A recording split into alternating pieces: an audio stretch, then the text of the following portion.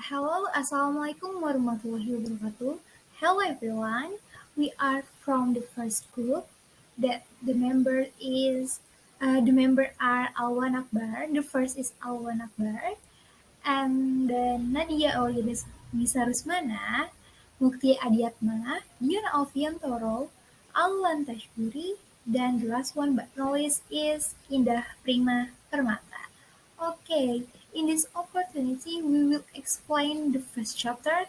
It is language curriculum and overview development. Okay, next, this is table content. There are points that we will explain. The first is considering the environment. The second one is discovering needs, and then following the needs, and then following principle, goals, content and sequencing. Next, finding a format and presenting material, and next monitoring and assessing, evaluating, and the last one but not least is conclusion. So this is our explanation. Happy watching! And we are coming for the first part, that is parts of the curriculum design process.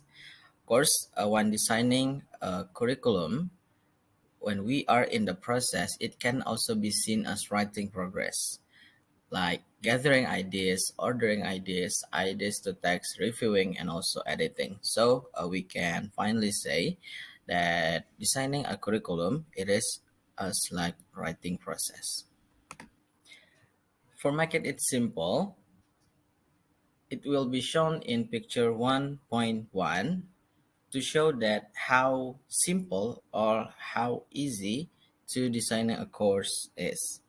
There are some circles, big circles, the outer one, and also the inner circle that are principle, needs, environment, context and sequencing, format and presentation, monitoring and assessing, and of course the inner circle means it is the goals of the curriculum itself. And of course, the outer one is evaluation. What does it mean? Let's find it out. So we are going to talk about the first outer circle that is consists of principles, environment, and needs. And of course, as a designer, we have to involve some practical and theoretical consideration. So the course that we are designed of will be doing great and it will involve many students in it. And we have to consider some factors. Those are learner present knowledge and lacks. So we will know what to be involved and what to not. For the next is the resources available including time. It will become some resources because time will be different and of course it will have many different information related to the source that we are take. For the next is the skill of the teacher. We have to consider the skills of the teacher, whether she or he has that competition in teaching using some kinetical or not. For the next is the curriculum designer strengths and limitation, and last is principle of teaching and learning. And after talking about needs, principles, and also the environment, we are going to talk about the inner circle, or we can say it as the syllabus. It contains of content and sequencing, format and presentation, monitoring and assessing. Of course, we are going to reflect how important the content and of course, we will try to learn to make some order so the participant of the class will be understood with our presentation or our teaching method. For the next is the monitoring and assessment. Of course, it will also be some so important because we are going to give attention and observe the learning progress. We will try to testing and have some result of learning, whether it is success or not. And of course, when we have done three of them, the content and sequencing, format and presentation, and also the monitoring and assessing, we are going so for need to evaluate all of the progress. And if we have done the evaluation and it is related to our goal, it means our curriculum is good enough. Okay, for the next point is considering the environment. Environment. Environment analysis involves considering the factor of the situation in which the course will be used and determining how the course should take account of them. So, determining a curriculum is not a haphazard thing. So, one of them we can compile according to observation of the environmental properties.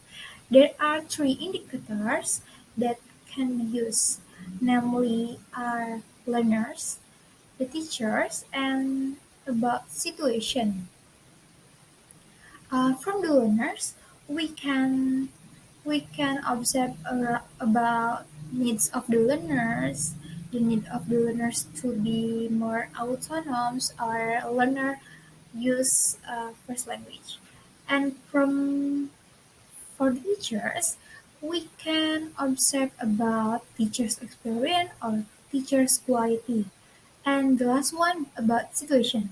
Situation we can observe by large of class, class facilities, or class duration.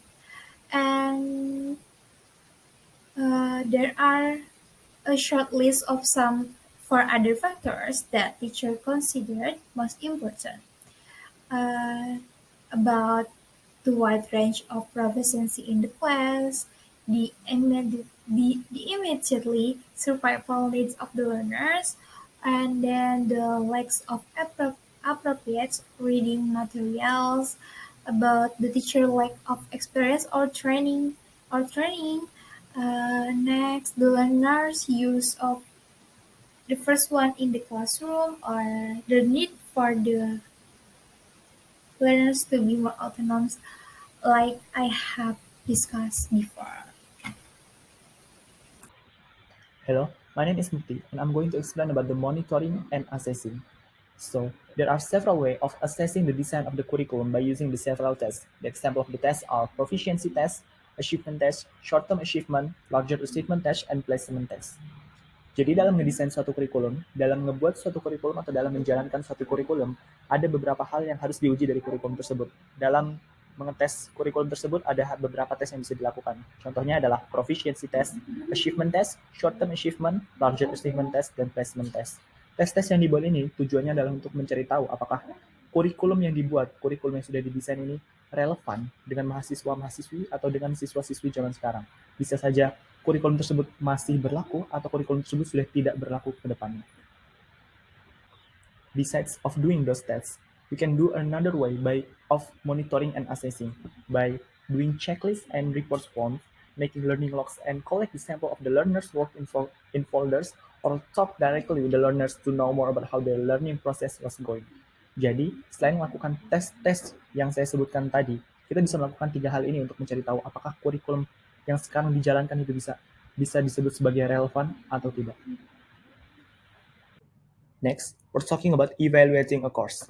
How we evaluate the course is defined by knowing the range or the point that can make the course is detected as a good course. The example, like you can see on the screen. Jadi bagaimana cara kita menentukan bahwa sebuah course itu bisa dinyatakan sebagai course yang baik adalah dengan cara menentukan batas minimum, target minimum, atau menentukan indikator bahwa sebuah tes itu bisa dinyatakan sebagai tes yang baik. Di layar, kalian bisa lihat ada sekitar 10 contoh indikator yang dapat membuat suatu course itu dinyatakan sebagai course yang baik. Apakah course itu attracts a lot of students, makes a lot of money, or satisfies the learners, or satisfies the teacher, etc., etc. Jadi, apabila course itu memenuhi indikator-indikator yang dipilih, maka course itu bisa dinyatakan sebagai course yang baik. Jadi sebelum kita mengevaluasi suatu course, kita harus mencari batas minimum. Kita harus mencari indikator agar course tersebut dinyatakan sebagai course yang baik. Okay, the next part is content and sequencing. Language course content consists of language items, ideas, skills, and strategies that meet the course objectives. The point of view taken in this book is that although the unit progression in a course may be an assignment, topic, or theme, it is important for the curriculum designer to keep checking on vocabulary, grammar, and discourse to ensure that the essential items are being covered and repeated. If there are no checks are made, it may happen that the students do not fulfill items that are essential for their later use of the language. It may also happen that items are not being met often enough to establish them. Okay, the next item is a list of items or other language skills. One way to provide a systematic and well-researched basis for a course is to use frequency checklists and lists of item or other language skills. This list should be selected and adapted as a result of a needs analysis to organize the language learning content of the course.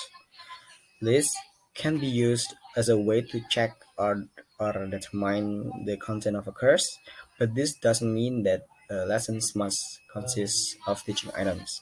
Working from a list uh, ensures that what needs to be covered and not left unchecked.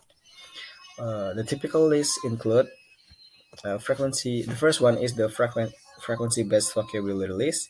The second one is frequency list of verb forms and verb group. Third is list of functions and topics. The fourth is list of sub skills and strategies, and the last one is the uh, language list of tasks, topics, and themes. Okay, the next is finding a format and presenting material. The material in a course needs to be presented to learners in a form that will help learning. In this section, we will learn about the use of suitable teaching techniques and procedures, and these need to be put together in lessons. While some sessions might follow a fixed format with the same activities occurring in all or most of the course, other might be built around an unpredictable series of activities. There are several advantages to having a set of format for lessons.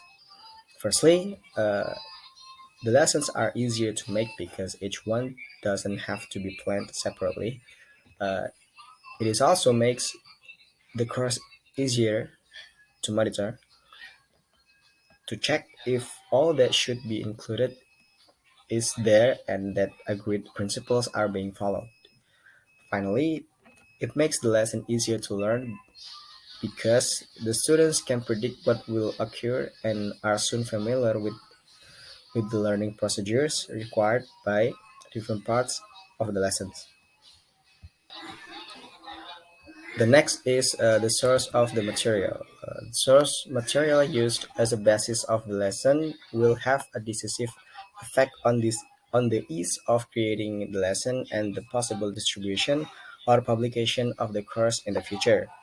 The shortcut here is simply to take suitable material from other courses and adapting it as needed.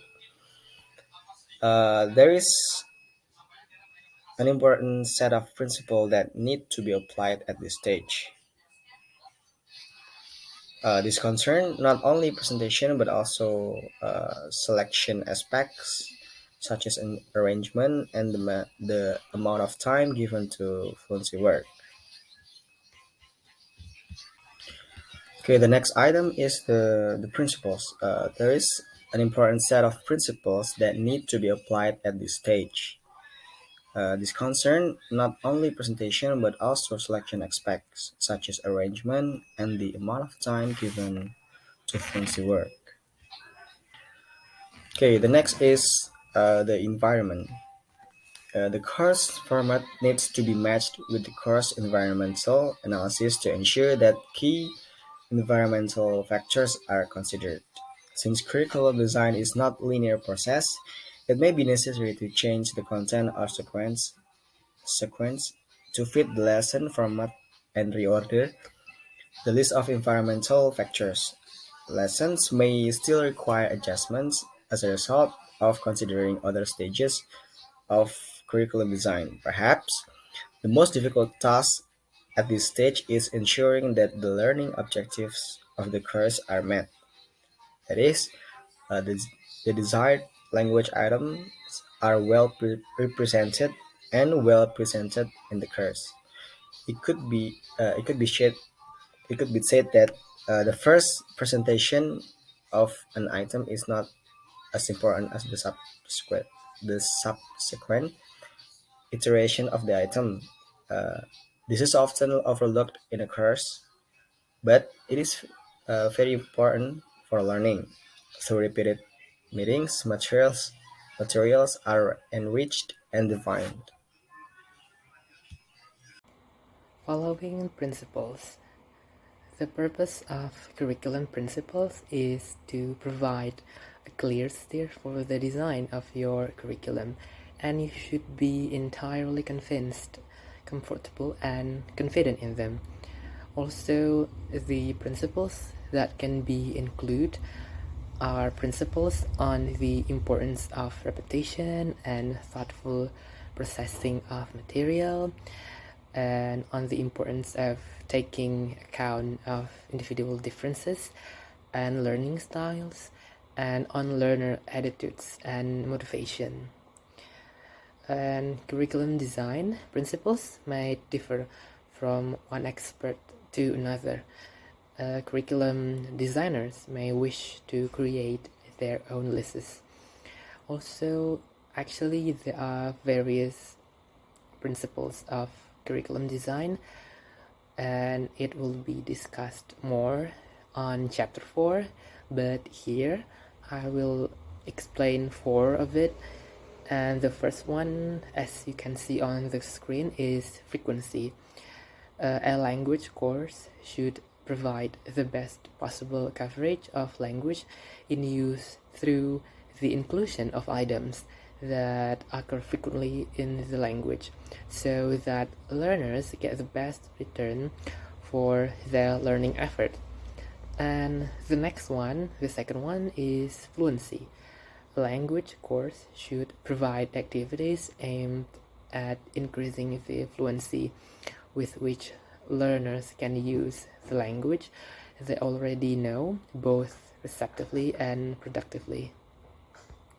And the third one is motivation. As much as possible, the learner should be interested and excited about learning the language, and they should come to value this learning. And the last one is learning style. There should be opportunity for learners to work with the learning material in ways that most suit their individual's learning style. The next one is goals. The primary goal of curriculum design is aligning learning strategies, materials, and experiences to define outcomes. From this standpoint, good curriculum should be results-focused and efficient. Having a clear statement of goals is important for determining the content of the course, for deciding on the focus in presentation, and in guiding assessment. Goal is essential to decide because it is a reason why a course is being taught and what the learners need to get from it. Also, goals can be expressed in general terms and be given more detail when considering the content of the course. So as you can see on the screen, there is an example of goals from a book named Passage by Richards and Sandy. So the first line is the general term, the general statement, and the 3 points. Below is the details of the book. We can be seen that curriculum design is a kind of writing activity and it can usefully be studied as a process. In the first chapter of this book, we will look briefly at an overview of the parts of the curriculum design process that will be looked at in more detail in the following chapters of the book, with each of the early chapters focusing on a different part of the model. The first is goals, the second is content and sequencing, the third is monitoring and assessing, the fourth is format and presentation, number 5 is principle, the next is needs, 7 is environment, and the last is evaluation. Okay, this is the end of our presentation about language, curriculum, and overview development. Thanks for your attention. Wassalamualaikum warahmatullahi wabarakatuh.